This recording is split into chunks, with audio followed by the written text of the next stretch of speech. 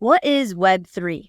Heck, what is Web2 or even Web1? And why should we have at least a basic understanding of what they are as crypto investors? Well, let's start from the beginning and define Web1. What is Web1 or Web 1.0? Most of us can recall when it was necessary to type in www. in front of whatever website we wanted to access several years ago. And the www stands for World Wide Web, which is the internet. When the internet first came around, some of us can remember that horrid screechy noise that blared when our computers were attempting to connect to the internet via dial-up.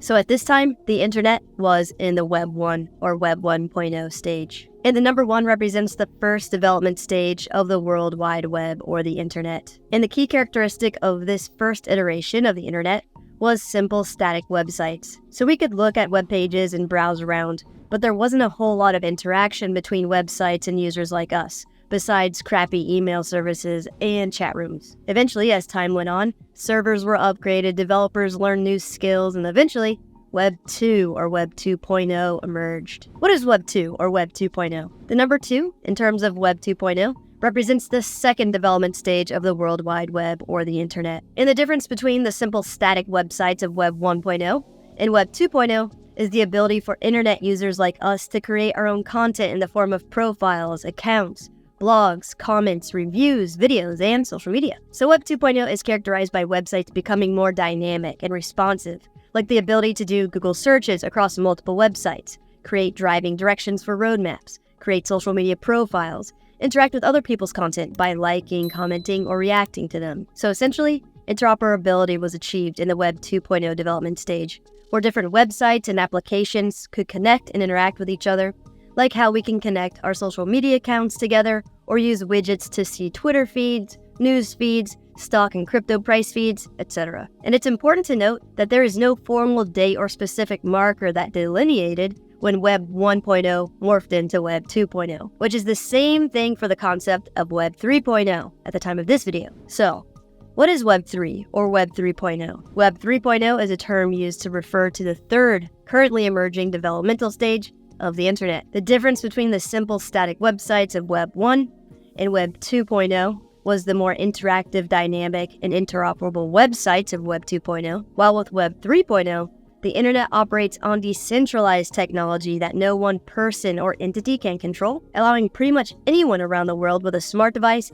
to connect to and interact with users and applications directly on the internet, without the need for third parties. And another defining characteristic of Web 3.0 is the application of artificial intelligence. So with Web 3.0, we are seeing faster, more robust development, more inclusion of users, and ultimately, it will increasingly become a part of the infrastructure of our everyday lives. Hello, I'm Crypto Casey, and in this video, we are going to explore 5 predictions about the future of Web3, how it will eventually not correlate with bull markets, bear markets, or market cycles at large, and how it's great for us crypto investors long term. This video was inspired by a tweet thread by my favorite crypto macro economist, Tasha Che. So if you've got Twitter, now X, follow her profile at Tasha Labs for more great crypto content. Awesome, let's hit it. Please be sure to check out our sponsors, iTrust Capital, Morales Money, and Tandem Wallet. Trade cryptocurrencies tax-free within your own individual retirement account or IRA with iTrust Capital. Find undervalued altcoin gems before they pump in the next face-melting bull market with Morales Money, and invest in your very own cold storage hardware wallet like Tandem Wallet. It's the size of a credit card, multi-currency, multi-chain, and it's by far the most cost-effective and easiest crypto wallet to set up and use on the market right now. Orders have been backed up for a few weeks, so pre-order one to get your spot in line for the next batch of wallets today. Scroll down and use links below to access the correct and official sites, as well as redeem any special offers they have for us. Prediction 1. Tokenization of everything. So in the new World Wide Web 3, everything will be tokenized. Driver's licenses, passports, marriage certificates, college degrees, certifications, concert tickets, plane tickets, mortgages, deeds, car titles, adoption papers, birth certificates, death certificates, trusts. Literally, everything will be a token. So, what is a token? A token is something physical or digital that can be exchanged for or represent a good, service, or other form of value or utility. In cryptocurrency and blockchain technology, tokens are representative of different types of subjective, abstract, speculative value, like a stake, voting right, a toll, a currency within an ecosystem, a store of value, it can represent ownership of something, or it can be multifunctional within an ecosystem. So know that the token doesn't have value in and of itself. The value comes from the asset, function, or utility it represents. Like a gift card would be an example of a token, where the actual plastic card in and of itself isn't valuable, but the card does represent value you can exchange for whatever terms are dictated by the gift card. And when we create a token that represents a good, a service, or any of the other aforementioned forms of value, it's called tokenization. So we've all probably heard of NFTs, or non-fungible tokens, at this point. And if you're still having problems wrapping your head around what it means and their potential value proposition for the future, after this video, check out my simple guide for beginners that breaks down the concept of NFTs by clicking on the link above. Cool. Next, prediction 2.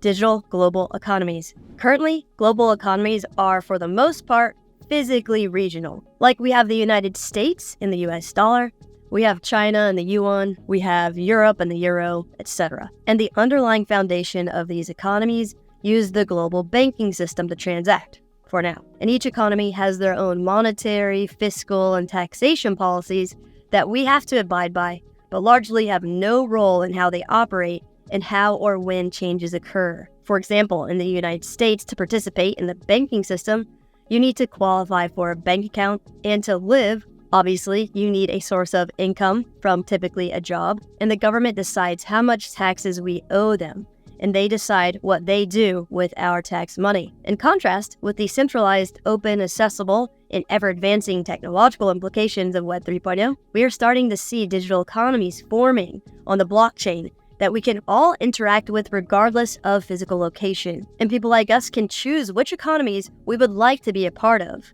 And within these ecosystems, we will get to decide how economic output is distributed among us versus being at the mercy of our governments. So as economies begin to emerge on different blockchains like Ethereum, Solana, Cardano, and similar, we will start to form large digital global economies that rival current global economies like the United States, China, or similar. And we break down this abstract concept in more detail together in this video you can check out by clicking on the link above. We must also consider the development of the metaverse and ever-changing valuations of certain NFTs, all around a time where an event like COVID showed us how fragile our physical supply chain processes can be, which greatly affected and continues to affect distribution of physical assets. Basically, with both a shortage of physical assets and lack of access to traditional financial assets like houses, real estate, stocks, and bonds, depending on where you live, or if they're affordable, digital assets will reign supreme in the future, which fortifies the prediction of the development of digital global economies. Nice. Prediction 3.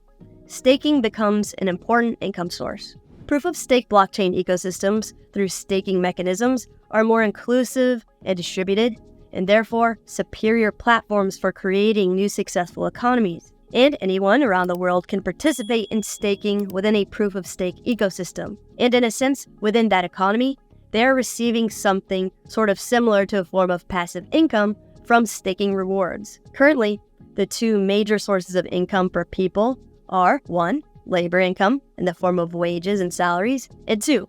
Capital income from investments like interest and dividends. Staking is a new way to participate in an economy relatively passively, and it's a way for cryptocurrency ecosystems like Ethereum, for example, to incentivize people to help maintain, secure, and participate in the network. So staking will continue to evolve over time to encourage people to participate in economies, like by rewarding people for providing liquidity to certain DeFi or decentralized financial protocols, or validating transactions via proof-of-stake protocols, and more. At the end of the day, staking will become a popular way for digital economies on Web3 to distribute value among its participants. Sweet. Prediction 4. Transformation of the middle class. Both the Industrial Revolution and Tech Revolution created a global environment where big businesses seek out the cheapest labor possible to keep profits high. This both created the middle class and is the cause of its decline. However, Web3 can help rebuild and transform the middle class, and ultimately, this will help with class mobility. What is class mobility? Socioeconomic class mobility describes the ease with which a person born into a lower class can move into a higher class. And the dawn of advertising begot the oppression of the masses. seducing and distracting us with materialism, media, and journalism to keep us at bay. So Web3 technology is giving us a glimmer of hope that the way we distribute value within economies can be more fair, inclusive, and give us the opportunity to move from lower classes to higher classes within our lifetimes. Because nearly everyone, regardless of social class, has access to smartphones, computers, and most importantly, the internet that is slowly but surely transitioning from Web 2 to Web 3. Cool. Prediction 5. Exponential increase in investors. With the onset of Web 3, everyone around the world will have access to the technology and will be able to participate in digital economies. So basically, everyone will become an investor in one way or another. Also, as we discussed in a previous prediction, everything will become tokenized, which creates even more investment opportunities for us all. So democratization of these new economies and how we distribute value, as well as increases in class mobility, leads to more people having more money. And the metaverse and NFT revolution will provide us with a vast and varied amount of assets to invest that money in. Because investing is an important source of income that many people around the world didn't and still don't have the opportunity to take advantage of due to location, lack of money, or lack of knowledge. Web3 bridges those gaps, and as a result, we will all be investors. Finance and economics was created to be complicated, complex, and daunting on purpose to keep a small elite group satisfied, while the mass majority of people on the planet do all the dirty work, trading our precious, non-renewable resource, time, for money, and are kept poor on purpose. So finance and investing practices are and will continue to become more accessible, easy to use, and simple to understand. And Web3 could very well take a major toll on the financial management industry, as people will opt to manage their own investments instead of delegating it to someone else. Because in crypto, if you hold your assets in your own wallet, you actually have complete possession, ownership, and control over it, not just a representation of ownership like a stock. So as crypto investors, we need to make sure we have complete control over our investments by transferring our crypto off of exchanges to hold in our very own cold storage hardware wallets like Tangent Wallet. Tangent Wallet is extremely simple and easy to set up, literally taking a few minutes. And friends and family I've onboarded into crypto love it. There is a wait for the next batch of wallets, so make sure to get your spot in line earlier rather than later. Tangent Wallet looks like a credit card, uses the highest standard of security among crypto wallets, known as EAL6+, which is a level of protection used by NASA and in passports. The source code for Tangent's mobile app is all open and available for review on their GitHub, which is important for full transparency to ensure there are no backdoors built in and that funds can be accessed if the company shuts down for any reason. Instead of seed phrases as the only way to back up our crypto wallets, backup copies of the wallet are created and used on other Tangent cards that we encrypt with our own unique access code we create for each card. Also note the pricing for this cryptocurrency hardware wallet is much cheaper and more affordable than other ones, starting at just over $40 with a discount and free shipping using our promo code. So scroll down and use link below to access Tangent's correct and official site, as well as redeem any special offers they have for us. Awesome. If you would like to see a full walkthrough guide on how to set up and use Tangent Wallet to secure your crypto investments, check out this video. If you would like to learn about a free tool that keeps our crypto wallets safe when using Web3 called Wallet Guard, check out this video. And to get your very own Tangent Wallet to completely own and control your crypto, click on the link on the screen. Like and subscribe for more. Be safe out there.